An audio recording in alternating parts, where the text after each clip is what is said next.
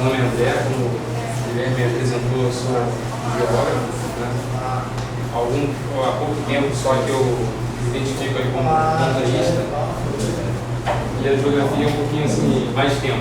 Eu sou técnico do INEA, Instituto Estadual do Ambiente, e trabalhei alguns anos fazendo mapeamento de faixa marginal de proteção de cursos d'água, e várias vistorias foram na Serra do Mar. Então, assim, eu já subi vários rios lá, até a nascente, né? Procurando nascente. Não foi assim, trilha muito bem definida. Aí, é bom, assim, normalmente a gente percebe, né, vários fenômenos que acontecem na Serra do Mar. E o que motivou esse papo de montanha hoje foi final do ano passado, iníciozinho desse ano, teve um acidente lá na Tiaia, uma cabeça d'água. As pessoas normalmente chamam de tromba d'água, a gente vai comentar aqui. Aí isso acontece todo ano tem gente morrendo, né, na Serra do Mar com cabeça d'água. No finalzinho de 2017, eu e a Emi Hermes, a gente escreveu um artigo sobre cabeças d'água. E aí, como todo ano sempre tem gente morrendo, cara, a gente pensou, vamos fazer um papo de montanha a respeito dos fenômenos que acontecem na Serra do Mar e como é que a gente pode se precaver, né, para evitar de morrer, né, que é uma coisa boa, evitar de morrer sempre. Então, antes da hora. Então, assim, eu não vou me estender muito. Eu tentei cortar todos os palavrões técnicos, né? E para entender a dinâmica natural da Serra do Mar, eu tive que voltar um pouco para a gente comentar assim, brevemente sobre a formação da Serra do Mar, quais são os principais fatores, né, que determinam ali o ambiente, e aí a gente entende, quando a gente for conversar sobre risco, vulnerabilidade, aí a gente está entendendo um pouco melhor do que a gente está falando, de quais os fenômenos que a gente está trazendo. Então, assim, eu procurei a delimitação do que seria a Serra do Mar. Bem, eu procurei a delimitação do que seria a Serra do Mar. Encontrei várias, né? Comentei lá com o pessoal, conversei com o pessoal do Caminho da Mata Atlântica, com o pessoal do Caminho da Serra do Mar, para ver o que o pessoal estava falando de trilha. Para alguns teóricos, a Serra do Mar começa no finalzinho, no norte ali do Rio Grande do Sul e vai até o sul do Espírito Santo. Passa direto aqui por Santa Catarina e vai até aqui um pouquinho depois do Espírito Santo, ali, um pouquinho depois do Rio de Janeiro. Eu fiz esse delineamento porque eu achei mais didático, né? Começa ali no norte de Santa Catarina, o pessoal do Caminho da Mata Atlântica também adota esse padrão, que é esse alinhamento de serra que termina ali no Parque Estadual do Cingano, assim, né? E eu marquei bem clarinho, mas muito clarinho mesmo, a Serra da Mantiqueira. Para não chamar muita atenção, que a gente vai aqui para falar da Serra do Mar, né? Mas como ela foi formada com o mesmo processo da Serra do Mar, aí eu achei melhor, né? Assim, a gente comentar. Então, para lembrar da galera lá do segundo grau, né, o pessoal estudou esse aqui, que tem todo mundo tem na ponta da língua, eu vou lembrar aqui algumas coisas e sempre fazendo o paralelo do que isso tem a ver com a Serra do Mar. Essas datas geológicas aqui, o pessoal normalmente confunde geografia com geologia, são coisas diferentes. E eu não decoro essas datas. Vou pedir a ajuda de vocês para me lembrar disso daí. São 3 etapas, né, que a gente vai comentar. A primeira etapa imperou um processo de colisão entre placas tectônicas. Nessa faixa aqui de data, começou a fazer uma separação. Aí a gente vai comentar a respeito de cada parte dessa. E há 180 milhões de anos começou a abrir o Oceano Atlântico e aí formar a Serra do Mar, parecida com o que a gente tem hoje. Quando a gente fala de placa tectônica, né, as pessoas pensam, pô, mas isso daí é invenção, tá vendo que não foi desse jeito? Pô, isso é absurdo. Então, só para comentar bem superficialmente, existem indícios, né, através de fósseis, composição de rochas, dobramentos, né, existem indícios de que esses continentes com o formato que a gente tem hoje, que eles já se combinaram de outra forma, né? E esses aqui é o exemplo do último supercontinente que foi criado, mas assim, teve uns 5. Né? A gente não precisa entrar em muito detalhe, eu só vou falar da última colisão e da última separação. Bem, o movimento das placas tectônicas. No interior da Terra, a gente tem esse movimento do manto, isso provoca forças internas, né, que vão empurrando as placas. Aí aqui tem um exemplo da cadeia mesoceânica, a placa da África, a placa da América, né, Serra do Mar por aqui assim.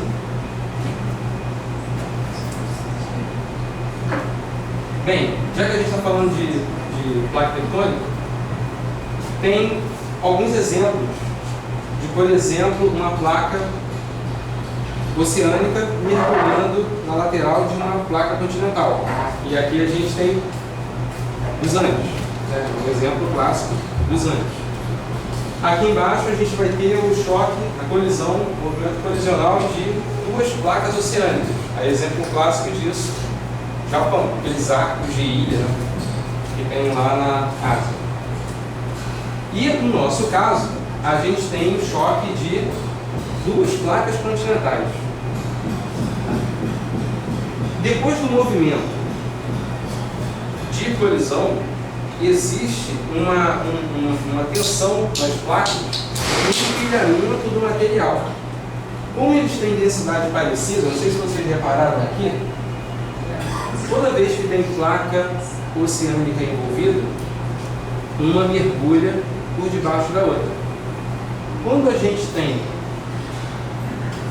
duas placas continentais colidindo, elas formam o que a gente chama de orógeno, que são as cadeias de montanha. Né? Tem uma raiz desse orógeno continental.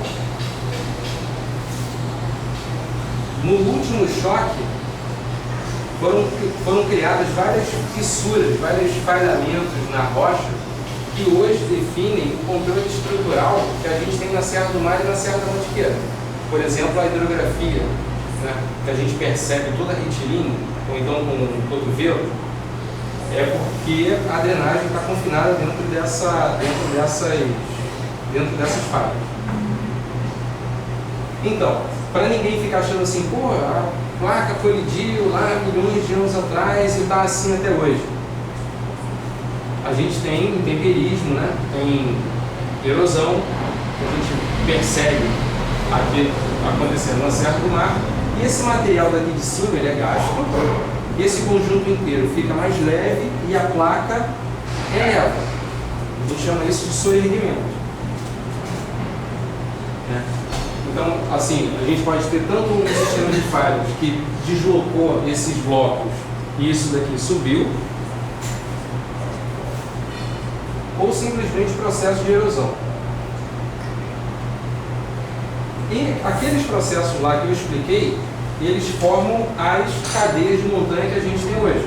Então, assim, todas essas cordilheiras, elas foram formadas por esse processo de colisão entre placas. Agora vou comentar da separação. Existe aquele esforço colisional, né, que provoca várias falhas, várias fissuras. E no processo que a gente chama de Rift Valley, que é a separação da placa continental, você tem um estreitamento da placa e a formação desses falhamentos, eles são paralelos ao sentido de esforço. Na hora que essas placas estão se separando, aumenta o espaço entre elas e acontece o que a gente chama de movimento de basculação, basculamento das placas, basculamento dos blocos de rocha. E esse basculamento forma degrau. O degrau mais para o interior do continente, um degrau mais elevado, é a Serra da Mantiqueira. Um degrau mais para o oceano é a Serra do Mar. E existem outros que já foram erodidos, já foram gastos pelo oceano. Exemplo hoje na Terra, de onde isso está acontecendo, é ali perto do chifre da África. E assim, esses processos que eu estou falando, eles são endógenos, né? Ocorrem por forças no interior da Terra. Isso tem escala de quilômetros, né? Os eventos que a gente vai comentar aqui, eles têm uma escala espacial bem curta, né? As chuvas, movimentos de massa, cabeça d'água. Só que o que torna esses eventos com a magnitude que eles têm na Serra do Mar foi justamente um sistema de falhamento, uma declividade que teve origem nesses movimentos. Então, aqui são as forças, né? As direções. Se você tiver um material mais mole, você vai ter ele deformando, vai ter as dobras e tal. Se você tem um material mais rígido, ele não vai tender a deformar, ele vai tender a cisalhar, a quebrar, partir. É o que acontece mais com a Serra do Mar. A gente tem muito granito e muito gneiss. Gneiss é um granito que sofreu um processo de metamorfismo. Ele foi modificado. Só para, voltando aqui, essa região que a gente chama de raiz do orógeno, aí você imagina, antes você tinha as duas placas. Você tinha, não sei, granito ali. Depois dessa colisão, depois que esse material forma essa raiz, e essa parte daqui de baixo, ela fica submetida a alta temperatura e pressão. Aqui a rocha sofre um processo de fusão parcial e ela se transforma em outra. É o granito se transformando em gneiss. Normalmente a gente vai ter o crescimento de uns cristais, aquela garra bonita, aquela garra grandona, nesse processo de resfriamento lento depois dessa fusão.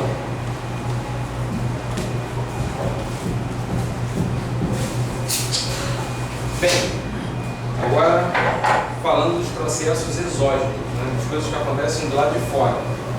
A gente tem temperismo, os processos erosivos, os processos deposicionais e fatores que controlam a alteração intempérica. Porque assim, a gente vê o material que está hoje em dia na Serra do Mar, movimentos de massa, aquele solo raso por cima do embasamento rochoso, né?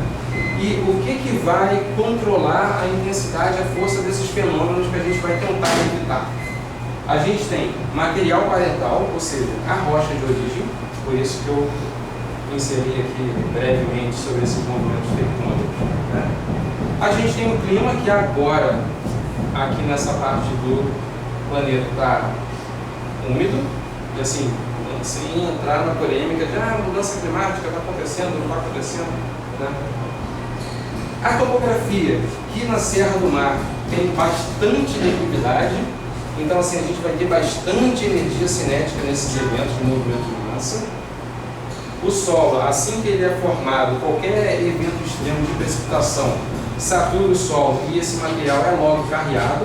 Então assim, na Serra do Mar a gente não vai ter tempo, não vai ter como, por causa desse controle da topografia, a gente não vai ter como formar solos profundos, né? A biosfera, isso tem a ver lá com aquele temperismo biológico e também com o temperismo químico, né?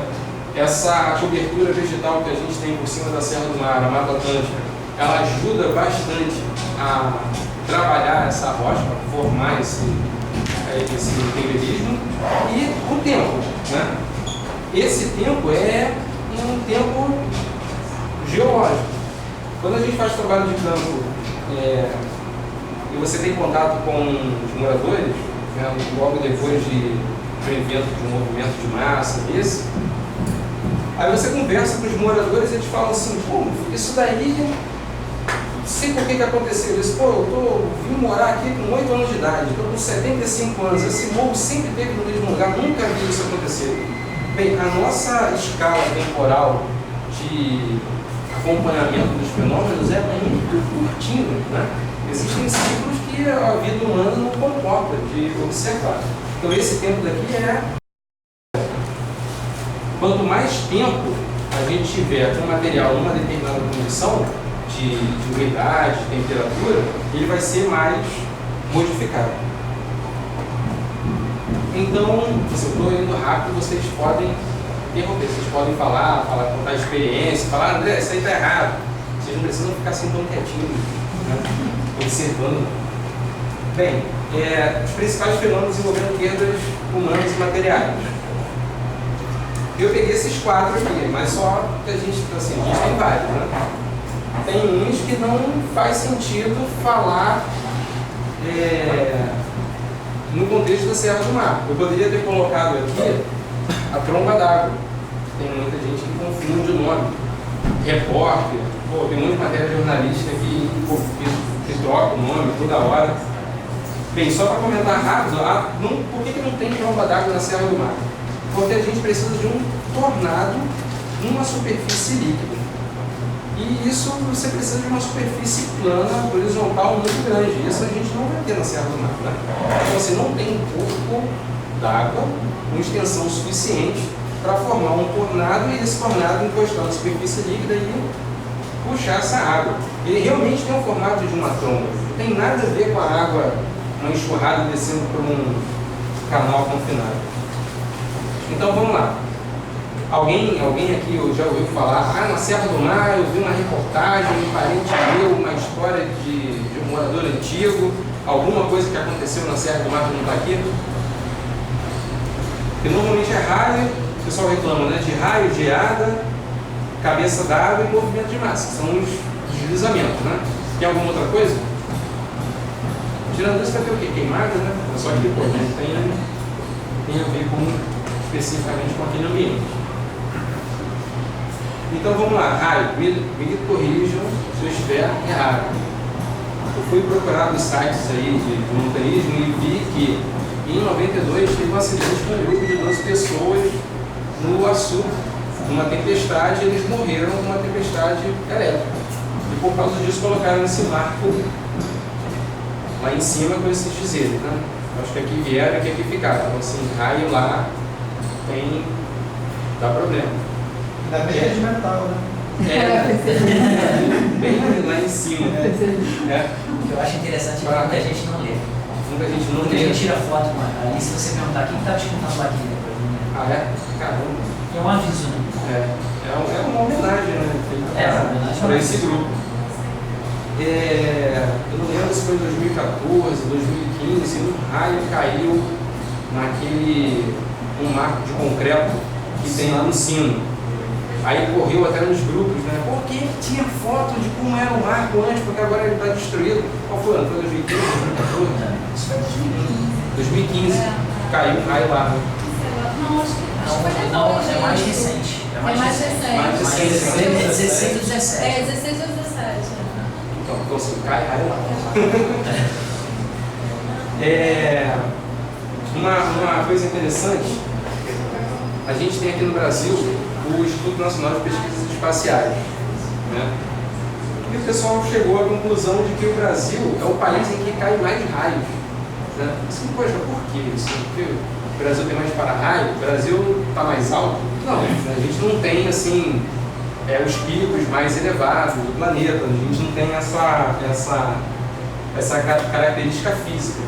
Mas uma coisa que o Brasil tem de interessante é que ele tem um grande comprimento na latitude, né?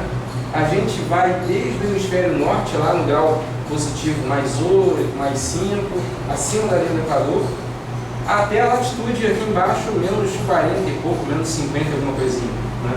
Então assim, a gente passa pelo cinturão de nuvem da linha do Equador e todas as células atmosféricas, né? A gente tem a região na linha dos trópicos, Então, as regiões, os climas, né, que variam de acordo com a latitude, o Brasil tem essa grande diversidade. E por isso, tem muito raio. Né? Então, o INPE, o Instituto Nacional de Pesquisas Espaciais, tem um grupo chamado ELAT, que estuda a eletricidade atmosférica. Né? Aí eles fizeram esse estudo e de 2000 até 2017 no Brasil teve documentário, né? 2.044 mortes por raio, e eles tentaram traçar um perfil e viram que 25% do pessoal que morreu foi em atividades rurais. Deixa eu ver se tem aqui trilheiro. Sobre coberturas, praia, 4% morreu em praia. Está nos outros. A gente está aqui no outros ou embaixo de árvore, né? O pessoal normalmente toma um susto, corre para debaixo de árvore, pior lugar possível. Bem, tirando um pedacinho do artigo que a Eni e eu escrevemos, a gente tentou colocar ali umas dicas, né? Então, assim, não suba na montanha nessas situações. Ah, escutei trovão. Assim, falar para o montanhista não ir para a montanha é absurdo, né? Porque a pessoa vai. Então, assim, aquele conflito, né? Porque, qual o problema de você escutar o trovão? Pelo que a gente pesquisou, normalmente você pode escutar um raio, pode escutar um trovão a 12 km de distância. Sendo que os raios podem cair, os raios podem atingir até 13 km de onde as nuvens que formaram esse raio. Então, assim, se o raio pode cair a 13 km, se você começa a escutar a 12, quando você ouvir, você já está numa área de risco. Né? Então, escutou o trovão, é legal começar a botar em som, começar a voltar. Outra coisa óbvia, você já escutou o barulho do trovão. Tem nuvens de tempestade se aproximando, né? E, assim, se você for subir por cabo de aço e está tendo trovão, poxa, né? Não é uma ideia muito boa, né? Você subir por um fio terra de um para-raio. Né? Também se a via estiver molhada, ou tem esse item aqui legal, depois eu dei uma olhada de novo no site do INPE, e eles colocaram mais uma recomendação específica dessa daqui do cabelo, né? Você percebendo que o cabelo está começando a ficar em pé, né? Aí eu até convidei ele, vou pedir para ele falar, ele não gosta muito de falar assim tudo bom, mas ela passou por uma experiência há pouco tempo no Sino, que ela estava com um grupo, né? Conta aí. Nós estávamos subindo para o Sino de noite e estávamos escutando o trovão. Mas todo mundo continua lá, vai indo, né? Teimando, vai indo. E a ideia era assistir o pôr do sol, porque não tinha muitas nuvens, mas o trovão estava presente. E eu pensando, não vou subir porque estou escutando trovão, mas eles foram diminuindo o som, foi passando, quando a gente chegou não tinha mais som nenhum e a gente resolveu então assistir o pôr do sol. Um grupo subiu e eu fui mais atrás. Quando eu cheguei lá, estava todo mundo rindo de todo mundo, porque os cabelos estavam totalmente eriçados.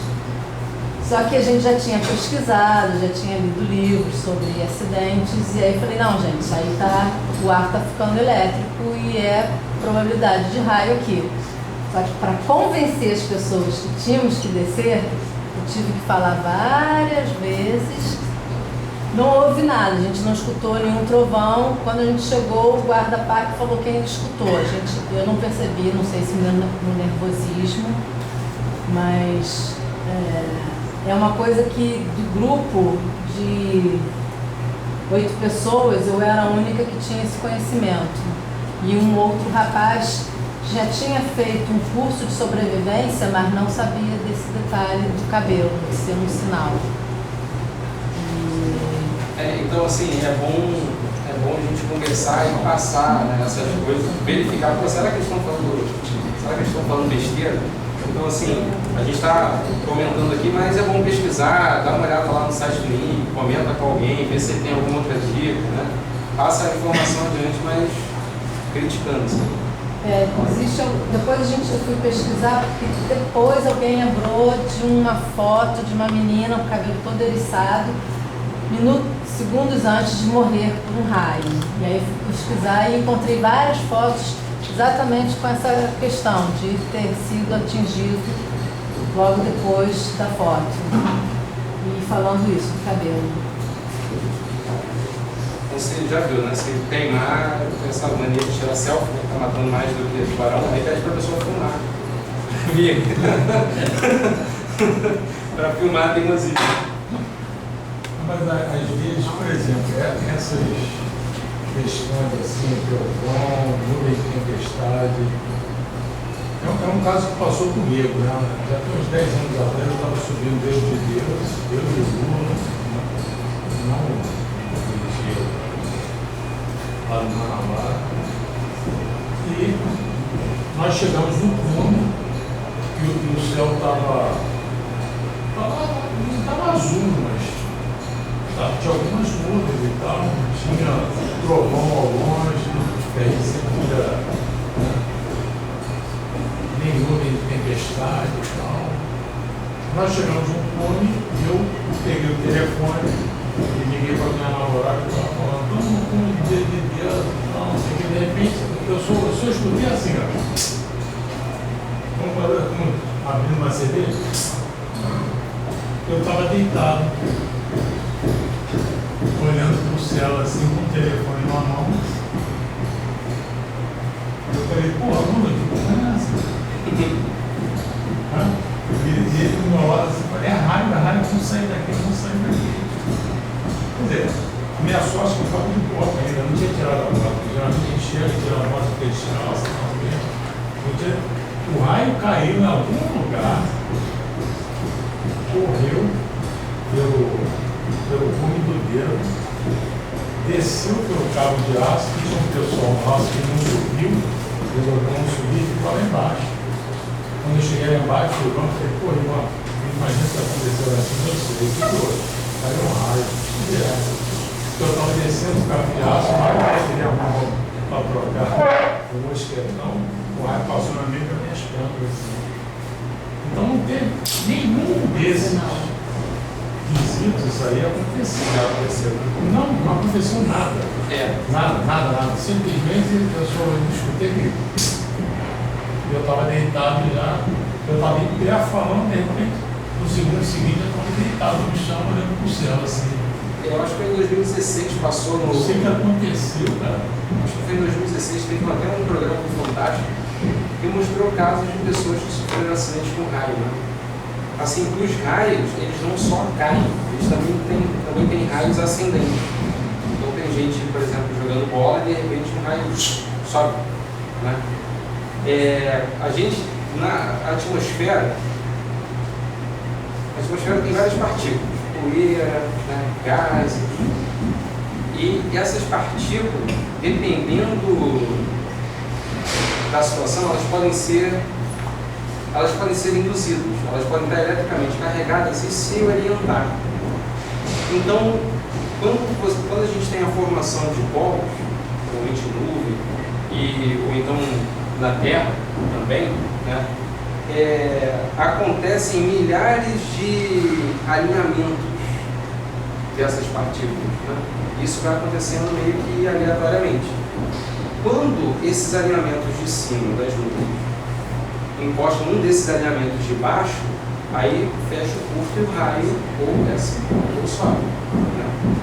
Então, assim, pode ter sido algum alinhamento desses de partículas eletricamente carregadas e pode ter sido alguma descarga elétrica ali porque não tinha nuvem. Eu imaginei que pudesse, como a gente vê assim, na televisão, documentário, alguma coisa, o raio, às vezes ele tem uma horizontal. Ele pode passar por baixo das nuvens é porque assim, a energia elétrica ela vai fluir pelo meio de menor resistência. E esse alinhamento de partículas eletricamente carregadas, ela pode ter um formato diverso, né? Aí, por exemplo, se você tem a base de uma nuvem carregada positivamente e o solo está carregado negativamente, né? Algum caminho preferencial ali vai se formar e a eletricidade vai fluir, né? Aí, normalmente é assim que acontece. Um raio sem nuvens, eu nunca vi. A gente pode depois pesquisar, dar uma olhada. Pode imaginando que pudesse ter alguma formação de nuvens em algum lugar e houvesse esse caminho horizontal, porque se ele caísse no topo de Deus, onde a gente estava, haveria algum tipo de explosão, assim, de som. No ano passado eu estava na perna da galinha, não foi? Absolutamente nada, né? O fato de raio sem nuvem, existe isso, mas não é que não tenha nuvem, ela não está próxima. Se você botou ali escuta o trovão, às vezes eu já vi o pessoal falando uma vez que assim, a tempestade pode estar distante, né? E a carga ela consegue ir além da nuvem, né? E descer, né? Fazer o contato. Pode até Então você pode não estar debaixo de uma nuvem e receber o contato. Se você escuta o trovão, você já está em raio de poder ser atingido. Isso. Pelo menos foi o que eu... foi o que eu comentei aqui, né? Que você pode ouvir a 12 km, mas pode ser atingido a 13, tá?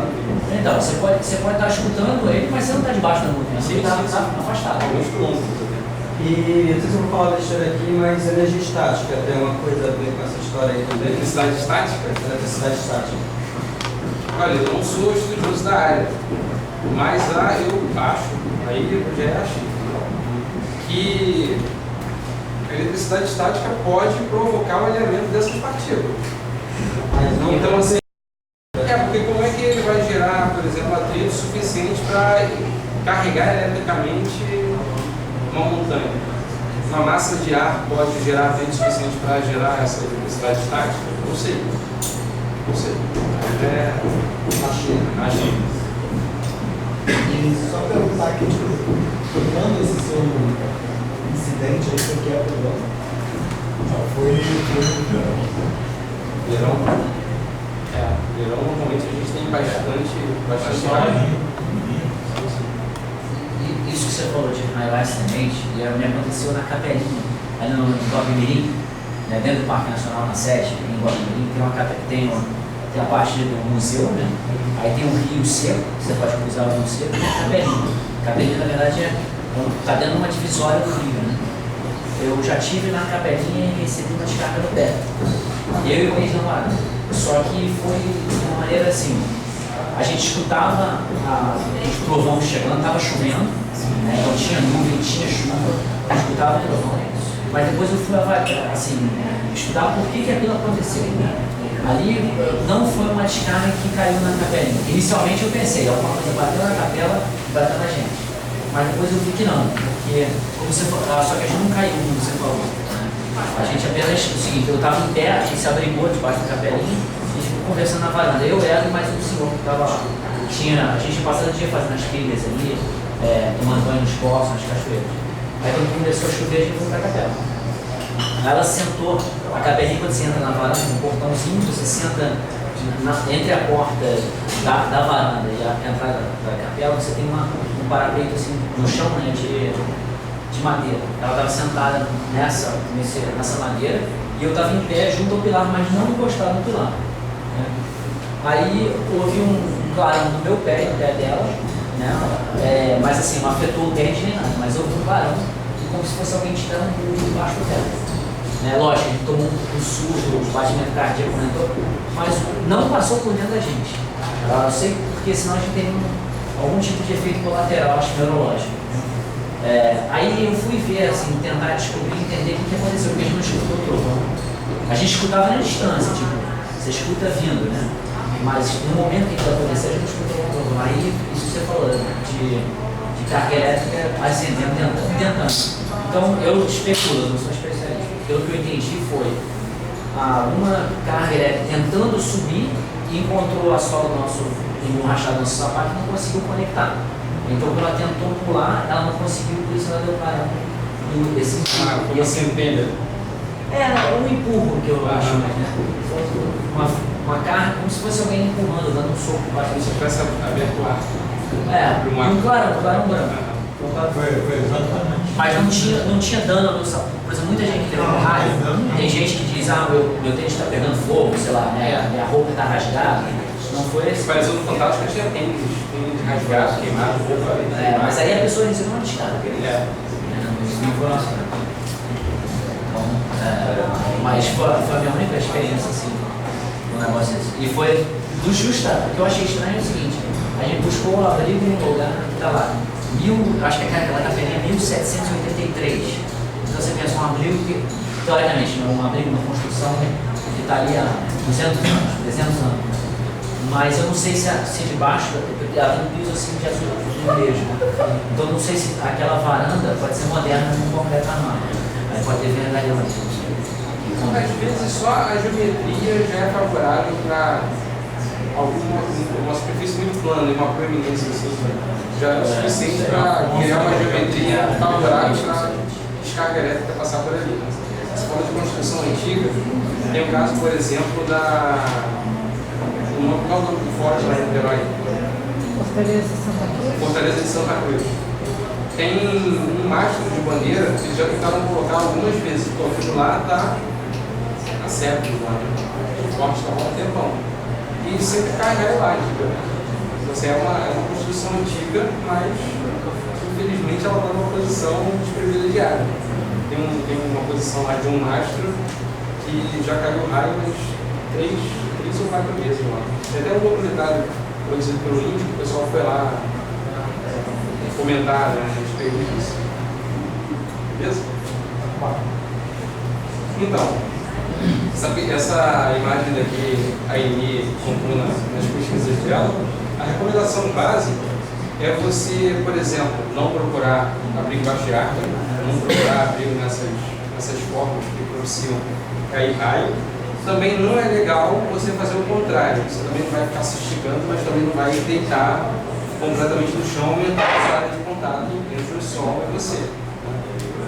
Normalmente, assim, o que é recomendável? Você se agachar, né, para que tenha outras coisas mais altas que você, se for para cair o raio, caia lá.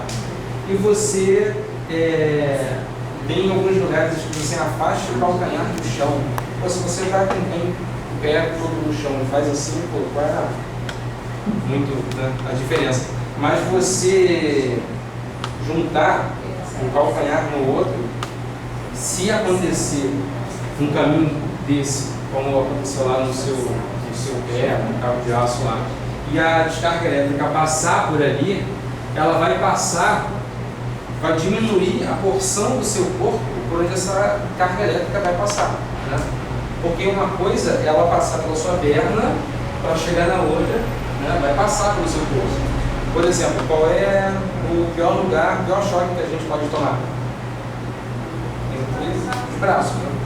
Se a energia elétrica vai ser conduzida, vai passar pelo seu tórax, região perto aqui do coração e tal, então assim não é legal tomar choque dessa forma. Quer dizer, não é legal tomar choque de forma nenhuma. Mas a ideia é assim, minimizar o estrago, né? Se não tiver jeito. Na montanha, como é que a gente pode ficar? Como vocês podem ver aqui na figura, todos os exemplos do recomendado é você diminuir sua área de contato, mas não ficar em nenhum caminho preferencial, nenhuma aresta, né? Porque vai ser vai ser uma região em que a eletricidade vai tender a passar por ali e vai te atingir, né? Então, assim, é bom você, sei lá, se abriga em cima da corda, né? Mas imagina, você vai estar aqui, tá vendo uma fissura, aí você vai ficar ainda ancorado ali, né? Fazendo de ferro no caminho da eletricidade. Aí essas aqui são, de novo, as recomendações lá do INPE, né? Essa 6 tem a ver com, né, os pelos, os cabelos pulsados. Bem, de área. tem... Isso foi naquela pontezinha aqui do lado do abrigo do Iguaçu. A gente acordou cedo e estava formando geada ali. Então, assim, um risco, né, pra gente. Pô, você está tendo geada é porque está frio, né? Então, assim, a gente pode ter problema com hipotermia. Então, tem muita gente que, está começando a fazer trilha, pô, não vou levar anorak, não vou levar um casaco, não vou levar saco de dormir. Então, assim, a gente pode ter... O que foi que você fez uma dessa? Não, a gente está comentando aqui para quê, né? Só peso. É só peso. Tem algumas oficinas técnicas, né, dos equipamentos, como por exemplo, para aumentar, né, para usar a eficiência do saco de dormir, por exemplo, você sacode bastante antes de usar, né, não guarda ele confinado, porque normalmente aquele colchão de ar que é formado ali que vai ter a função térmica, né, que o ar é ao condutor de calor. E aí, no site do Instituto Nacional de Meteorologia, tem um mapa de geadas. Então, assim, dá para pesquisar onde é que acontece, onde é que, né, aconteceu recentemente. E tem essa fonte de informação. Né? Quem estiver procurando lugar frio, né, em montanha, tá ali. Quer passar um perrenguezinho frio. E ainda no site do Instituto Nacional de Meteorologia, eu peguei esse diagrama de conforto térmico. Então, assim, tem uma faixa para a gente, né? Por exemplo, numa umidade entre 30 e 80, numa temperatura aqui de 10 a 30. Então, assim, aí a gente está tolerável, né? Então, abaixo de uma umidade de 30%, acima de uma umidade de 80%, abaixo de 10 graus, acima de 35%, é bom a gente ter cuidado. Né? Assim, procurar ou resfriar, procurar aquecer. É bom não teimar por muito tempo, porque o risco de hipotermia é alto. E, assim, é fácil ter hipotermia na Serra do Mar. A minha primeira experiência no Açu foi em 79, e eu tinha 14 anos, foi lá um ano todo de moleque. E tinha um guia morto lá em cima por hipotermia. A molecada ficou assustada. Imagina, o guia está morto por hipotermia da molecada. O guia morreu. Não foi o guia da molecada. Uhum. Eu era molecada. A gente ficou bem assustado. Imagina. A gente subiu outra história também, né? Estava subindo da bandeira, a gente acampou ali no terreirão para subir, e no caminho a gente encontrou um cara e duas meninas. Um cara e duas meninas. Eles tinham saído na noite anterior para ver o pôr do sol. 10 da noite. E aí a menina estava com um casaco daqueles de C&A. Tem aquele negócio dos que mocam em cima. Mas olha, E ela estava toda encharcada. Aí o outro cara que deu outra solução, ajudou ela e ela chegou com o sol já posto. Já estava nascido, É engraçado que, assim, a gente está comentando sobre os riscos dentro de um grupo que já é, assim, privilegiado de informação, de formação. Porque é um grupo de montanhismo, tem um monte de montanhista, é normal discutir essas coisas. Agora imagina essa galera curiosa que vai assim, sem o menor preparo. Não, eles eram 3 amigos, acho que o rapaz era namorado das moças.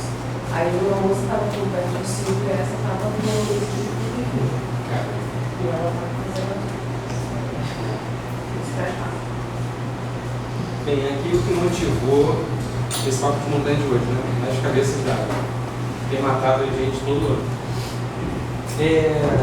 Para falar disso tecnicamente, a gente usa o conceito de curva de inundação. Normalmente é a cabeça d'água, uma inundação que tem uma crista de curva bem elevada, né? Porque eleva o nível da água, né? O volume aumenta num intervalo de tempo muito curto e isso passa muito rápido. Mas, assim, a tromba d'água é isso. Esse desenho, eu adoro essa água sua linda. É uma galera que produz essas imagens, sempre em termos de recursos hídricos, sobre várias questões assim, envolvendo água. Eles fizeram essa para a cabeça d'água, eu achei muito fofinho. Porque assim, porque assim, é uma linguagem muito didática, muito leve, muito lúdica, né? E assim, está tudo aqui. Conceitualmente está tudo aqui. Né? Até a confusão com a tromba d'água, eles deram um jeito deles de explicar, né?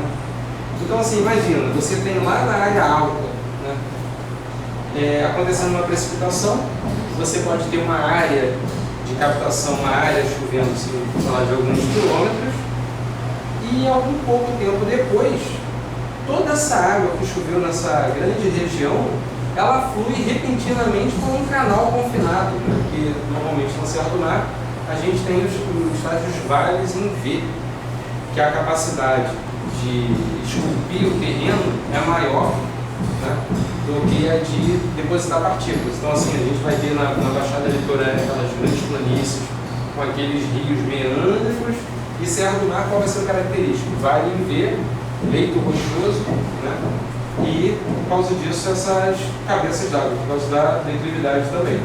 Então, assim, o esquema basicamente é esse. Pode estar chovendo lá em cima, normalmente no verão a gente tem bastante chuva orográfica, né? Lembrando, imagina, você tem uma massa de ar úmida, um dia que fez um calor danado durante o dia, e essa massa de ar se desloca em direção à Serra do Mar, encontra aquela barreira montanhosa, essa umidade toda, né, ganha altitude, resfria e chove lá em cima. Então, assim, esse sistema sendo alimentado o tempo todo por uma massa de ar jogando ar úmido na base dessa chuva, vai chover bastante lá em cima da Serra do Mar e essa água pode descer confinada, né, nesse canal e vai levar tudo que tiver pela frente. Acontece muito em Guapimirim, né? Bastante. Isso é característico da Serra do Mar toda, assim. Desde lá de Santa Catarina até lá no... Eu ia dizer a mesma coisa, quem nunca viu uma que assistiu uma de camarote vai para o Guapimirim, senta ali no verão, que vai ver um... Vai ver. Tudo sempre tem, né? Se você colocar a cabeça d'água no... Assim, é muito interessante isso, né? A figura aqui toda lúdica, né? Bonitinho explicando os conceitos, mas se você jogar no Google, só aparece desgraça. Então, assim, a técnica deles de explicar de forma fofinha, né, talvez seja mais fácil de socializar na cabeça da pessoa, né. Teve um vídeo,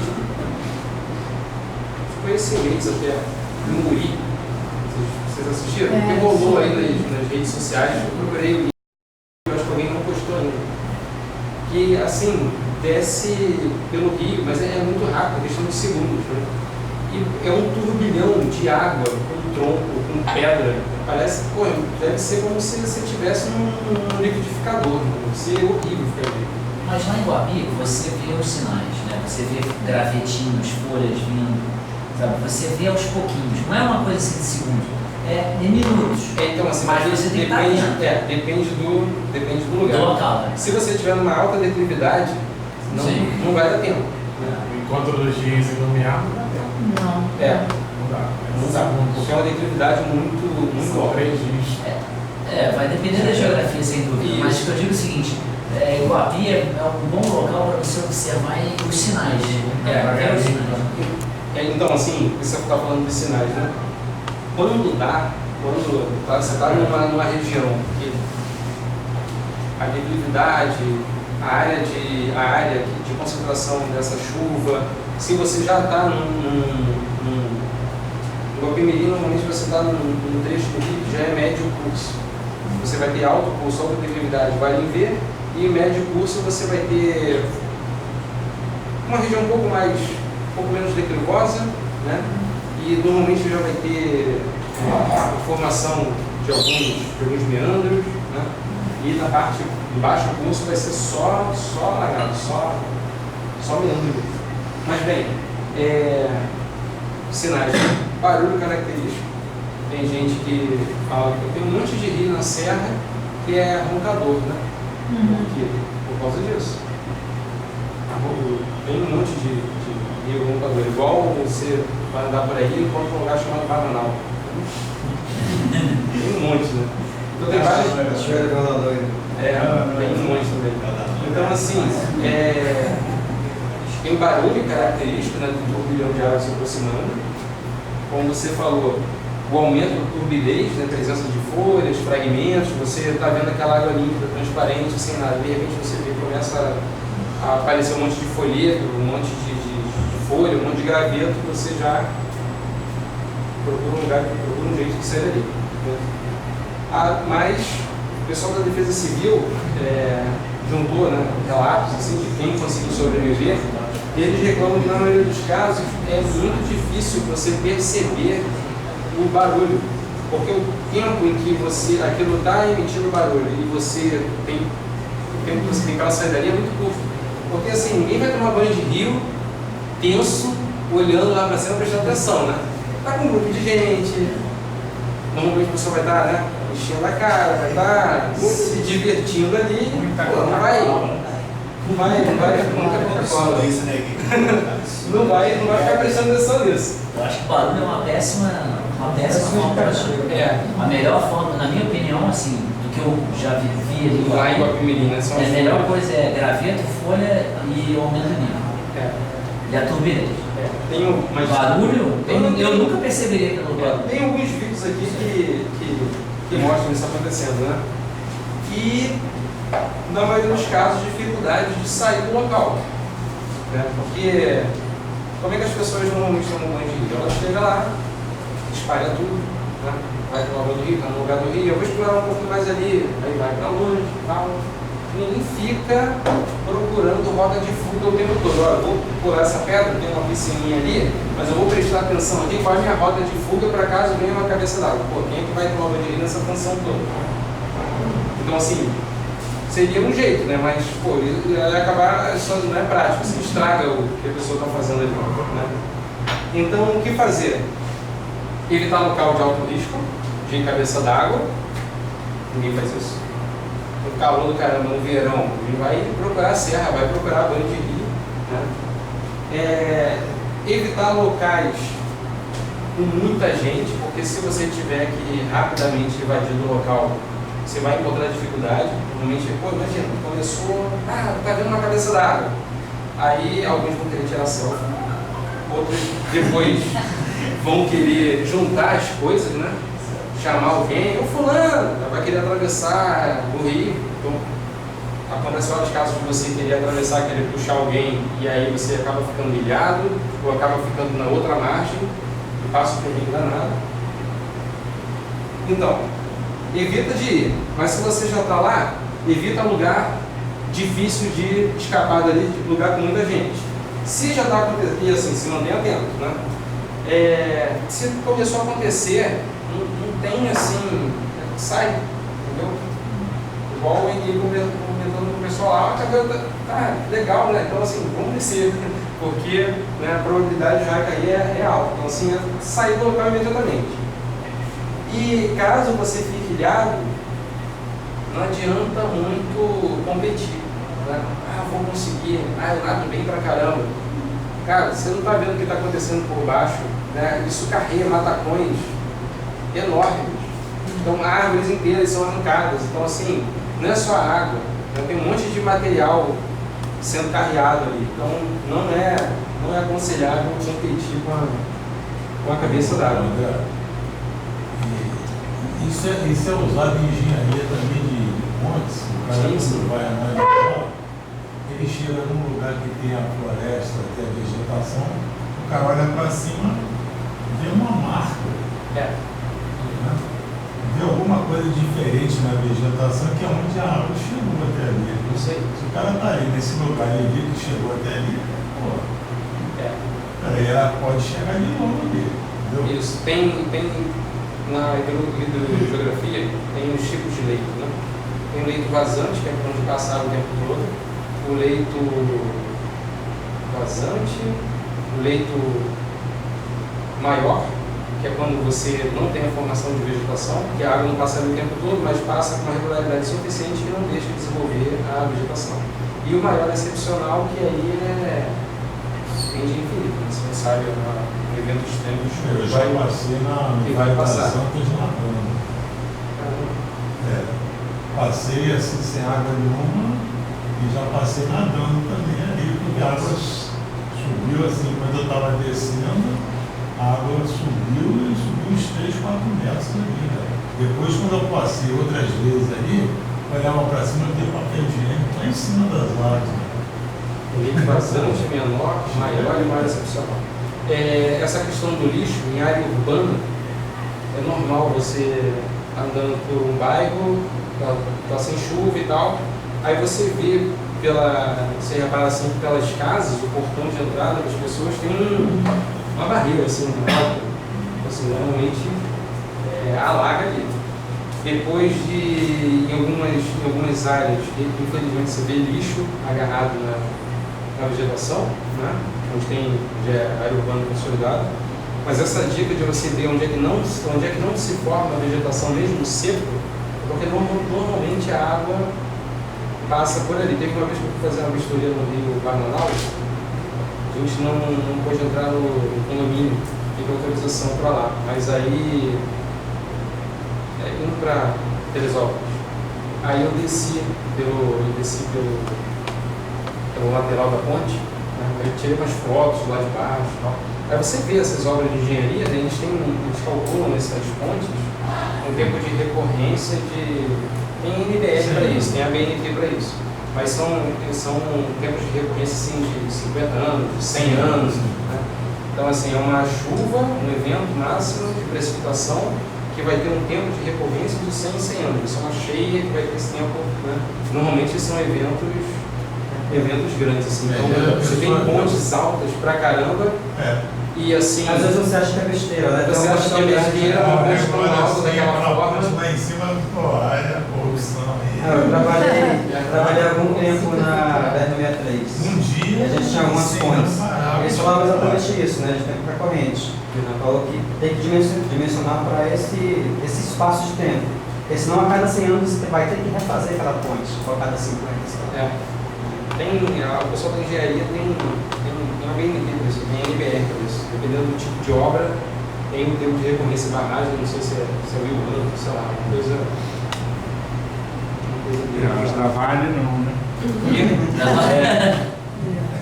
É outra lei. Bem, isso daqui foi em 2011. Foi isso, André. Cara, isso daí eu perdi a coordenada desse lugar. Eu acho que foi no Nova Friburgo. Eu acho que foi no Nova Friburgo. Porque assim, em 2011 especificamente, teve um relatório do DNPM, junto com o pessoal da UFRJ, que a conclusão que eles chegaram é que nesse evento especificamente de 2011 foi deve ter sido uma cúmulos nímbus, um tipo de núcleo, cúmulos nímbus, só que assim, exageradamente grande. Porque você teve várias áreas com a mesma reclusidade, a mesma cobertura de vegetação, que não foram atingidas, não teve um movimento de massa, e você percebe um certo caminho, né, dessas cicatrizes. Nunca vi tanta cicatriz. Oi? Uma coisa é você ver uma cicatriz tantas juntas, né? Nunca vi tanta. Eu acho que teve um mega evento desse em 67, na Serra do Mar, que também assim, acho que foi em 66, 67, né? Foi pior, foi mais intenso. E teve uma área de cobertura, assim, uma abrangência espacial bem maior.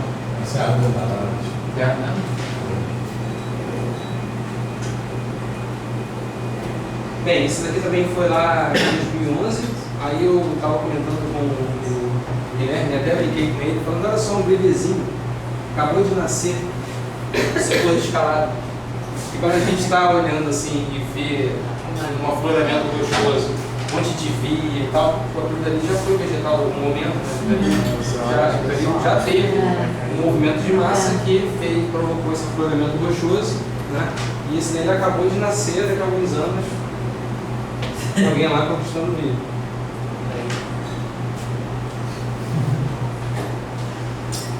Assim, é brincadeira, que agora, nessa distância falando de escalada, é uma piada, né? Só que assim, é uma piada meio que de mau humor, né? Porque assim, os relatos, eu não fui lá em 2011, fui em 2012, 2013 e 2015.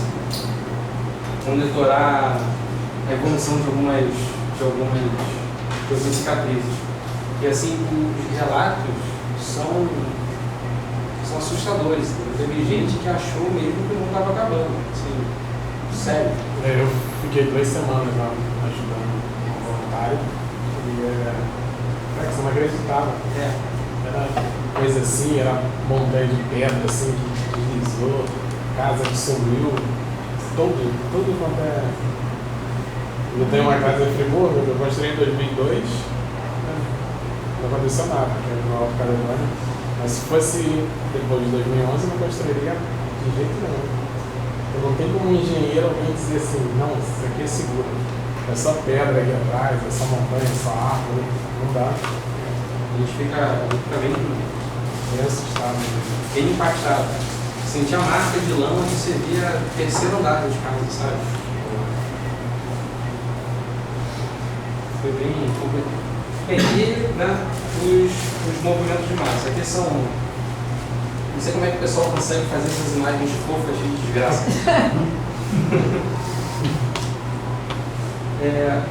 A gente vai ter um movimento de massa de quebra de bloco, tombamento, rolamento. Tem. Acho que eu não coloquei aqui.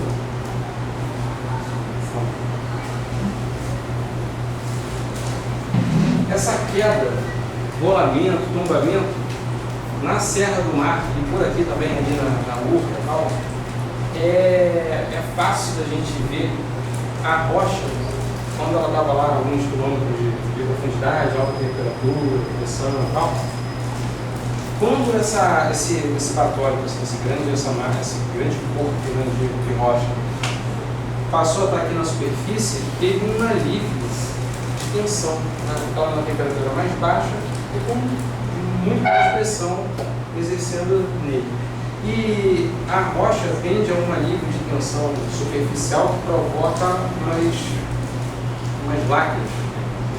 Estou na pista Cláudio Coutinho, tem uma classicona, assim, você vê ela deslocada por cima do Babilônia, você vê várias placas empilhadas, né, na base, e tapateada também, a gente vê um monte assim na base do programa de Babilônia. Bem, movimento de massa não vem ao caso a gente ficar discutindo a nomenclatura desses movimentos, mas tomara que a gente não esteja fazendo uma travessia e né, tenha um evento desse. É sempre bom ficar olhando a previsão do tempo. Aí o pessoal cai em cima, né? Pô, tava dizendo que choveu pra caramba, não choveu. Pô, é um modelo estatístico, uma inferência estatística, são modelos matemáticos tentando prever o que vai acontecer. Tem incerteza, né? O negócio não é assim, né? Vai acontecer. É estatística, assim, modelo matemático calculando o que possivelmente vai acontecer. Tem erro. As corridas de massa. Isso daqui entrou na figura, mas a gente não tem isso na Serra do Mar. Isso você vai encontrar lá no sul. Como é que é? Em Minas Gerais. Isso daqui está ótimo. Isso daqui é a formação de uma dolina. Normalmente em relevo. Isso que forma furnas? Isso, No Paraná tem isso, ali em Vila Velha.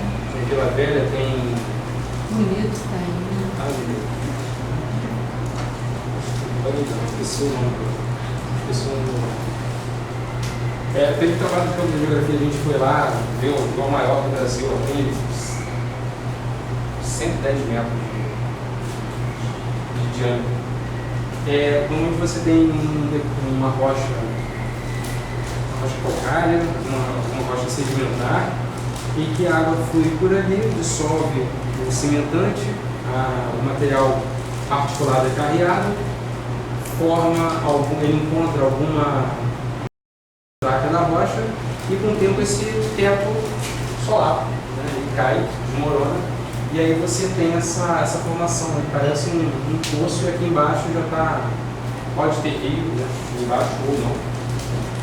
Isso é muito importante assim, para planejamento urbano. Você pega uma área que tinha uso rural e projeta uma ocupação urbana para lá, e o terreno todo embaixo é bem puxado, né? Mas assim, isso não tem a ver com as rochas granitistas, as rochas magmáticas que deram origem à Serra do Mar. Zonas calcárias. Isso. No Paraná. Vai ter lá em Minas, vai ter no Paraná, no interior da placa, a gente estava na borda, né? Serra do Mar na borda da placa na hora que abriu. Mas no interior da placa você vai ter o acúmulo de material, a sedimentação. E aí depois vai ter a formação dessas rochas sedimentares. No Paraná você pode visitar por cima como por baixo. Tem uma trilha chamada em Ponta Grossa, cidade de Ponta Grossa.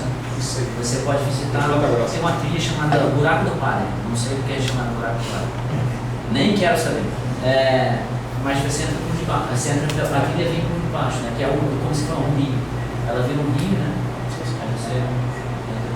Eu fui lá, é uma cachoeira linda. Tem uma cachoeira vindo por aqui pelo topo da Dolina, né? E realmente tem um rio lá embaixo. Lá é sensacional. Tem simbologia de movimentos de massa. E aí, né, como a gente está falando de risco, os autores divergem um pouco, mas essa classificação eu achei bem legal, porque assim, risco sempre acontece, né? Sempre existe. Risco não tende a... pode tender a zero, mas nunca é zero, né?